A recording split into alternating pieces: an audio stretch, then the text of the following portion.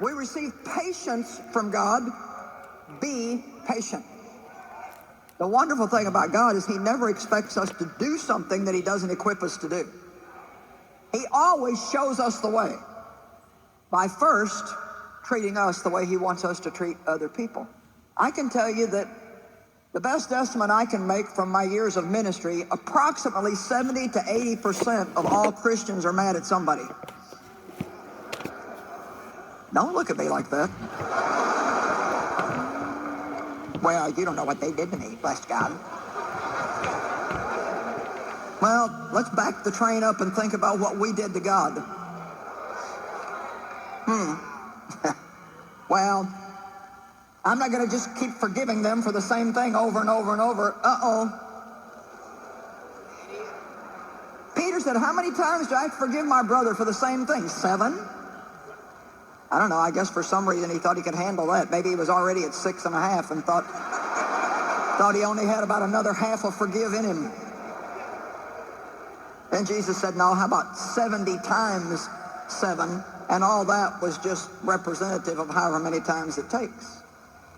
When you forgive people, you set yourself free and you put them in God's hands. Let me ask you a question. Why would you want to spend your life being mad at somebody that's out having a good time and don't even care that you're upset? What sense does that make? And it has nothing to do with the love walk. Love covers a multitude of sins. Love forgives, and it forgives quickly in obedience to God. Loving people is about forgiving people. It's about being merciful to people, long-suffering with people. Hey, listen, I've had people in my life that I've wanted to give up on too. I'm quite sure that Dave wanted to give up on me a number of times. But you know what? I don't even think for him it was even an option, because he trusted God that if he would keep loving me, that God could change me. You see, I didn't really need somebody to tell me about Jesus. I needed somebody to show me Jesus. Are you there?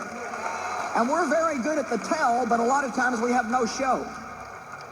And that doesn't mean that we don't confront people. That doesn't mean that we just become a doormat and let everybody walk all over us and be abusive toward us. That's not love. Sometimes love has to be a tough version of love. But real love doesn't give up on people. Love always believes the best of every person. Let me just fast forward this and say that I tried every way that I could possibly try to be a happy Christian. And the truth of the matter was, even though I had a ministry and a sizable ministry, I was born again, had the Holy Spirit in my life, didn't have any huge personal problems, I wasn't happy. Not really. I mean, I could be happy on a day when some big spectacular thing was happening, but there was always a low-level discontentment, kind of a low-level dissatisfaction. Oh, God, I'm so tired of this. Is this all there is? Is this all there is? Is this salvation thing all there is? And one day God gave me the opportunity to face some truth about myself. You know, point number 2 from last night. And the Lord just simply said to me in my heart, you are unhappy because you're selfish.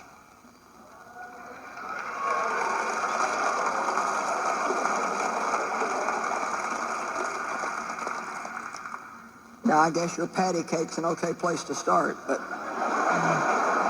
And I get it, because we think, well, that no, I'm unhappy because because you, because I need and I want, and, and if I had, I would be happy. And if I didn't have, I would be happy.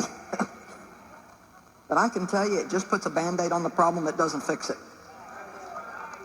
You got to get to the root. And it is not possible to be selfish and be happy. How often do you get mad when you don't get your way?